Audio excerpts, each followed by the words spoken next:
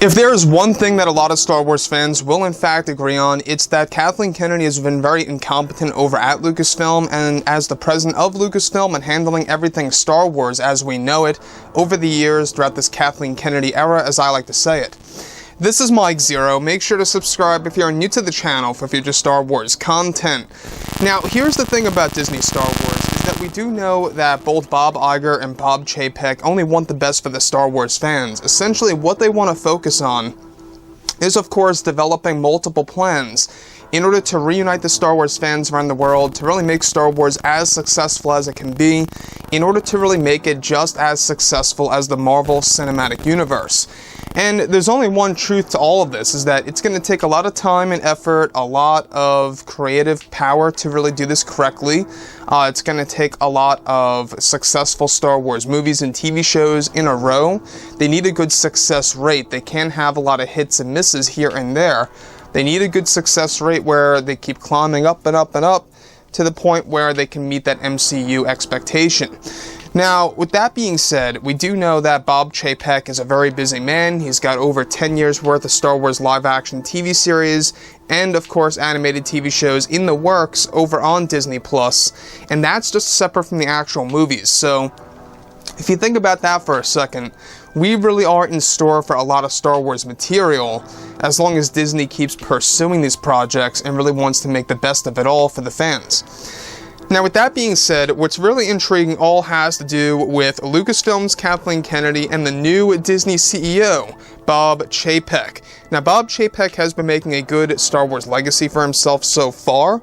With both Disney and Lucasfilm now finished with The Rise of Skywalker, they are now focused on their new Star Wars trilogy of films, as well as their new Star Wars universe. Now, it's explained that both Bob Iger and Bob Chapek are hard at work behind the scenes in order to reunite the Star Wars fans once again in order to make Star Wars as successful as it can be.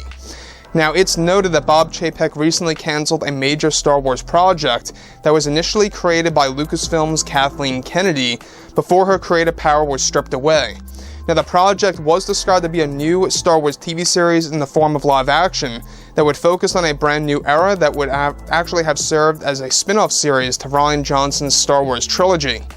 Now, it's described that the series would take place within the Rian Johnson Star Wars universe, where the series would focus on one of the female leads created by Rian Johnson that would focus on her travels from galaxy to galaxy in the new Star Wars universe. The series was going to include tons of identity politics and woke culture in the project that Chapek wanted to end, since it no longer had a purpose. Also, since the Rian Johnson trilogy is now split into multiple movies that will be created by other creators so far. Now, Kennedy's plan for the spin-off series was going to also break the rules of the Force and ignore the philosophy of George Lucas, and Bob Chapek recently canceled all of this. So here's the thing about this new Star Wars TV series that was recently just canceled by Bob Chapek, that was also originally initiated by Kathleen Kennedy. So we've talked about this before, that Kennedy was going to create her own Star Wars universe with director Rian Johnson. He wasn't just going to get his own new trilogy, he was going to get his own Star Wars universe. And what we mean by that is, a lot of the Star Wars TV shows were going to expand off of Rian Johnson's new trilogy. And it was really going to introduce a different concept to Star Wars fans, a different take on what Star Wars is and what Star Wars really means.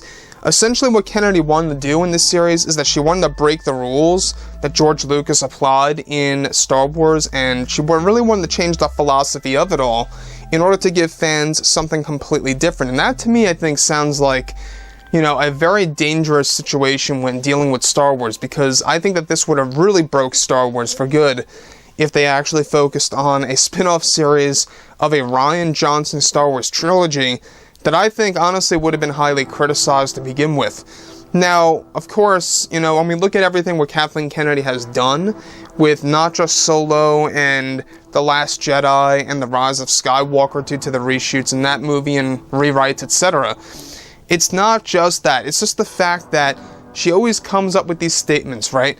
Like how she said not so long ago that there's no source material, there's no books, there's no novels and comics to really base anything off of.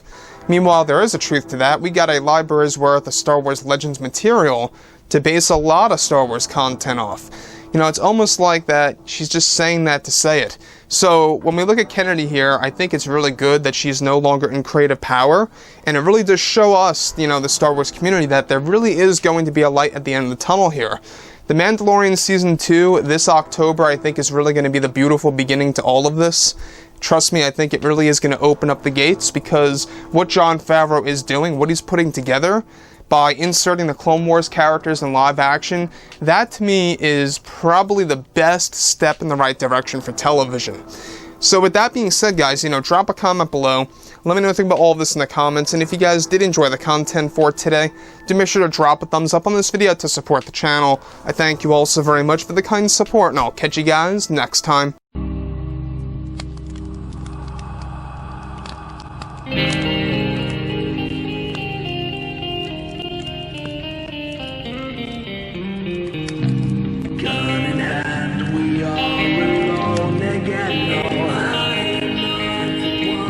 From night to moon, we hear them moans again.